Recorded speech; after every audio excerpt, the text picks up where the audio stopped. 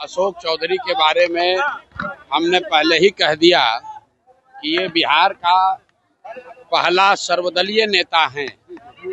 ये बिहार में हम लोग सुनते हैं कि नेता दल बदलता है, लेकिन अशोक चौधरी ने ये तय किया है कि एक ही बार में, एक ही समय में खुद एक दल में, बेटी दूसरे दल में, दामाद तीसरे दल में, तो ये सर्वदलीय नेता है। जनता किसी को वोट दे, इन्हीं के घर मलाई मारा जाना है। तो अशोक चौधरी सर्वदलीय नेता हैं जो 57-58 साल में फर्जीवाड़ा से प्रोफेसर बने हैं।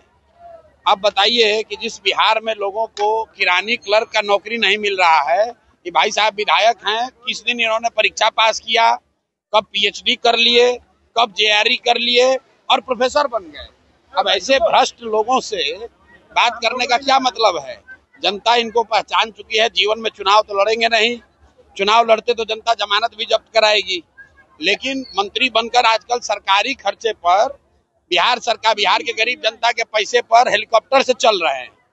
हेलीकॉप्टर से चलने का शौक चढ़ा है, जनता उतार कर ले आएगी रोड पर, तब पता चलेगा 3 महीने के बाद।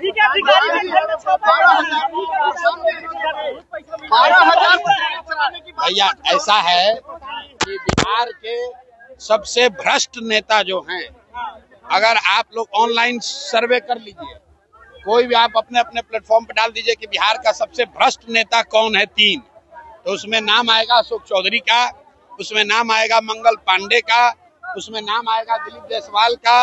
ये भ्रष्टतम नेता हैं सब। अगर किसी अधिकारी के यहाँ पैसा मिला तो सीधा कह देगा कि भाई हमारा नहीं है, तो वो तो मानेगा नहीं। लेकिन बिहार की जनता जानती है कि ये आदमी, ये तीनों चारों नेता इतने भ्रष्ट हैं। आप बताइए कि घर घर से जो वसूली हो रहा है, बिहार की जनता में जो भ्रष्टाचार का जो सामना करना पड़ रहा है, आखिर ये पैसा जा कहाँ रहा है? कहीं ना कहीं तो ऊपर जा रहा है। हम नीतीश कुमार के विरोधी हैं, लेकिन मैं जानता हूं कि नीतीश कुमार व्यक्तिगत तौर पर पैसा नहीं लेते, वो चोर नहीं है। लेकिन नीतीश कुमार के इर्द गिर्द जितने ये सब नेता हैं, चूंकि नीतीश कुमार की शारीरिक मानसिक हालत अभी ठीक नहीं है, तो पूरा बिहार से लूट के तीनों चारों पैसा जमा कर रहा है। जब हमने कहा है कि जब 3 महीना के बाद जनसुराज का व्यवस्था बनेगा, तो ये 100 सबसे भ्रष्ट नेता और अफसर, छोटे लोग नहीं, बड़े नेता और बड़े अफसर, 100 सबसे बड़े नेता और अफसरों को चिन्हित किया गया है। इनको समयबद्ध कार्रवाई होगी।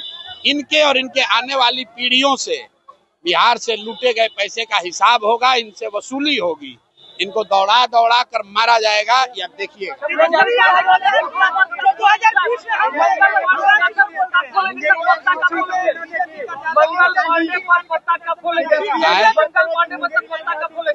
मंगल पांडे को के बारे में हम लोगों ने बताया कि ये पैसा लेके घर खरीदे हैं।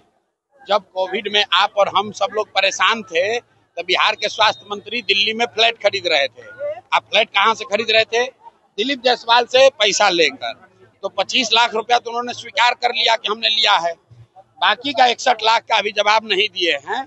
अभी हम प्रेस करेंगे, किसी दिन पटना रहेंगे तो आपको बता देंगे बिहार की जनता को कि बाकी का 61 लाख रुपया कहाँ से लिए। सर 12,000।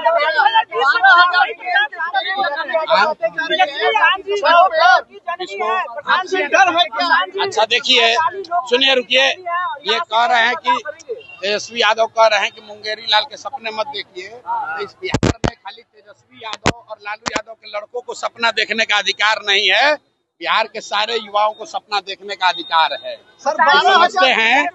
ये समझते हैं कि इनके बाप बने, इनकी माँ बनी, अब ये बनेंगे, इसके बाद इनका बेटा बनेगा, तो जनसुराज इनको ध्वस्त कर देगा। इनको पता नहीं चलेगा, जनता उठाकर फेंक देगी। अभी 20 वर्ष से बाहर है ना सत्ता से, अभी दिखेगा।